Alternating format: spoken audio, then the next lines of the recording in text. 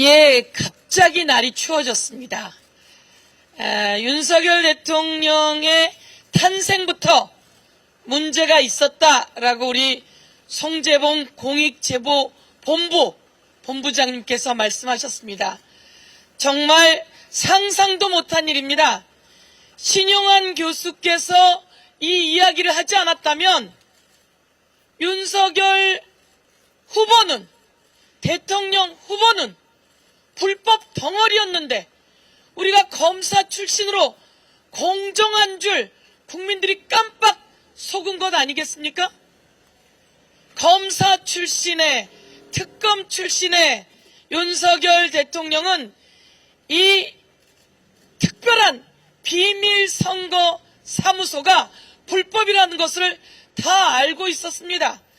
그런데 이곳에서 사람들을 불러들이고 이곳에서 비밀리에 회합을 하고 이곳에서 선거운동을 지시하고 이곳에서 정책을 보고받고 이쪽에서 조직 운영을 이야기하고 전국 선거를 지휘했으니 이럴 수가 있단 말입니까? 이 비밀선거사무소 왜 지금 공사 중인 겁니까? 그들 나름대로는 재건축을 한다고 하지만 이게 세상에 드러나자 이렇게 재건축을 한 것은 아닌지 묻지 않을 수 없습니다. 그리고 언론을 통해서 저희가 이 비밀선거사무소 측과 통화를 했더니 이야기할 게 없다라고 이렇게 막았다고 합니다. 그런데 당당히 이 건물 주에, 이 건물의 주인이 있지 않습니까?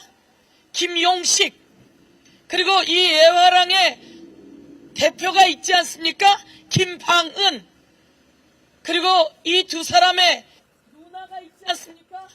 청와대 관리를 맡았다고 합니다. 제가 금방 부른 김용식, 김방은, 이 사람들은 어디 가서 일하고 있습니까? 대통령 당선자가 되고 대통령 당선인실에서 일을 했으니 이것은 뇌물죄 아닙니까? 유사선거사무소는 엄청나게 큰 선거법 위반입니다. 그리고 이것에 대해서 임대료를 지불하지 않았으니 정치 자금의 위반입니다. 그리고 그 대가로 대통령 당선인실에 가서 일을 하고 청와대 관리 일을 했다면 이것은 엄청난 뇌물죄에 해당합니다. 윤석열 대통령은 완전히 종합 비리 세트입니다. 그리고 이곳에서 명태균 씨가 여론을 조작한 내용을 가지고 와서 보고받고 그리고 그런 내용들을 이야기했다는 그런 의혹이 제기되고 있습니다. 이에 대해서도 이제 명태균, 김영선 두 사람이 구속이 되었습니다. 연일 관련한 이야기들이 창원지검을 통해서 나오고 있습니다. 모든 언론이 하루가 멀다 하고 단독을 치고 있습니다. 이 과정 이제는 윤석열 대통령이 그리고 김건희 여사가 나와서 고백해야 된다 이렇게 말씀드리고 오늘 비밀선거 사무소 우리가 그 현장에 왔습니다. 이 세상에 비밀은 없었습니다. 오늘 우리 진상조사단 위원님들과 함께 저희가 낱낱이 좀 더 살펴보고 국민께 이 현장을 고스란히 고발하도록 하겠습니다. 감사합니다. 네, 감사합니다. 세상에 비밀이 없다는 것은 다시 한번 확인이 되고 거짓말이 거짓을 낳다가 결국 진실의 문이 열리고 있다 이렇게 생각을 합니다. 오늘 우리 진상조사단에 또한 용기를 내서 이 자리에 함께 자리해 주셨습니다. 우리 신용환 교수님께서 이 예화랑 이 건물의 3층, 4층을 사용하면서 불법적인 비밀사무소를 운영했다라고 하는 그 진실을 폭로해 주셨는데 그와 관련된 설명을 그리고 입장을 밝히는 그런 시간을 갖도록 하겠습니다. 신용환 교수님 모시겠습니다. 네, 지금 소개받은 신용환입니다. 지금 여러분들께서는 서영교 단장님께서 말씀 주셨듯이 공직선거법, 정치자금법, 그리고 수뢰 후 부정처사죄 현장이 될 수도 있는 예화랑 앞에 계십니다. 지난주에 11월 11일 날 저녁에 제가 이 옆에서 마침 저녁 약속이 있었습니다. 그래서 이 현장을 사진 촬영한 게 있습니다. 그때 사진 촬영해 보시면 지금 이 전면에 예화랑이라는 간판이 그대로 있었고 이것도 그대로 있었습니다. 필요하시면 제가 그날 찍은 사진은 드리도록 하겠습니다.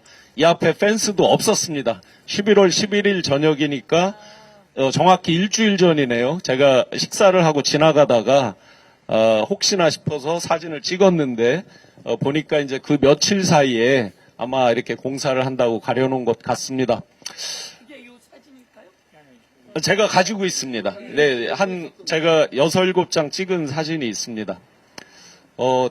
정책총괄 지원실장으로 일하면서 아침이면 그 전략 조정회의, 저녁이면 일일 상황 보고, 일일 상황 점검회의에 거의 매일 들어갔습니다. 저는 빠진 적이 거의 없을 정도로 계속 들어갔습니다. 그때마다 많은 사람들이 야 빨리 정책 보고서 좀 빨리 만들어줘. 예화랑 가서 보고해야 돼. 라는 이야기도 많이 들었습니다. 너 혹시 김용식이라고 알아? 김용식이 대통령 부부랑 가장 가까운 그 패밀리랑 가장 가까운 사람인데 소개해줄까? 사실은 이제 자주 당시 후보와 대면 보고를 하고 있었던 저로서는 그렇게 소개받았을 경우에 오버하는 그런 모양새가 될 것 같아서 제가 소개받지는 않아서 그분은 모릅니다. 그 김방은 씨도 저는 본 적은 없습니다. 그러나 그에 대한 수많은 이야기들을 많이 들었습니다. 실제 이제 이 일이 터지고 나서 이준석 전 당대표가 문자를 오픈했습니다. 윤석열 대통령이 여기로 와라, 여기 와서 같이 밥 먹자라고 하는 그 내용의 문자, 정확히 이 주소지입니다. 구주소와 신주소가 찍혀 있죠. 이에 대해서 엊그제 권영세 당시의 총괄선대 본부장을 하셨습니다. 권영세 의원께서 엊그제 한 방송에서 해명을 하면서 이런 말씀을 하셨습니다. 그날 평택에 소방관 격려 위로하고 올라오는 길에 밤 10시가 넘었다. 코로나로 집합 금지였다. 그러니까 늦었으니까 여기로 가서 먹지 말자라고 했습니다. 그리고 각자 먹자 가지 말자라고 하셨습니다. 제가 한번 되묻겠습니다. 여기로 가서 가지 말자. 여기가 어딥니까? 그 다음에 각자 먹고 거기에 가지 말자. 거기가 어딥니까? 그러면 또 하나 되묻겠습니다. 밤 10시가 넘은 시간입니다. 남의 사무실입니다. 평소에 얼마나 편하게 사용했으면 밤 10시가 넘은 시간에 이 사무실에 와서 음식을 시켜 먹겠습니까? 상식적으로 되묻겠습니다. 그리고 대통령의 가장 친한 친구라고 알려져 있는 이철우 연세대학교 로스쿨 교수께서도 당연히 확인을 해 주셨습니다. 제가 많이 들었던 것은 당시에 TV토론팀이나 TV토론팀의 어떤 준비 과정, 연습, 그리고 중요한 분들을 만날 때 이곳에서 많이 만난다라고 이야기를 여러 차례 많은 사람들로부터 들은 바가 있습니다. 실제 이 현장에 대한 사진이 공개가 됐습니다. 그래서 그 사진과 일치되는 점들을 지금 많은 전문가들이 같이 이렇게 찾고 있습니다. 그런데 제가 아무래도 이상한 것은 지난주에 제가 사진 찍을 때까지만 해도 분명히 평소 모습 그대로 있었는데 지금 보시면 이제 간판도 다 이렇게 떼고 했잖아요. 3층, 4층 보도된 게 있을 겁니다. 기존에 1, 2층이 같은 샵이었습니다. 이게. 그렇기 때문에 어떻게 보면 3층으로 보일 수도 있고 4층으로 보일 수도 있겠죠. 그리고 이게 총 7층 건물로 알고 있는데 마지막 옥타브 아마 하나가 이렇게 옥타브로 된 그 마지막 층은 저게 없을 겁니다, 아마. 앞으로 아마 훨씬 더 많은 이 자리에서 직접 업무 보고를 하고 회의를 했던 분들의 또 증언 같은 게 나올 거라고 믿고 있습니다. 오늘 이런 현장을 통해서 정치자금법, 또 공직선거법, 수뢰우 부정처사 이런 것들이 명백하게 밝혀지는 계기가 되기를 바라겠습니다. 고맙습니다. 네, 고맙습니다. 감사합니다. 네. 정말 귀한 제보를 해주신 겁니다. 네. 그리고 이 사람들이 숨길 게 정말 많은 모양입니다. 이 불과 며칠 사이에 이 공간을 아예 막아버리고 간판도 떼버리고 다 숨겨버렸습니다. 어쩌면 부정과 불법 비리 현장을 다 지워버리고 있는 그런 과정이 아닌가 이렇게 생각이 들고 있습니다.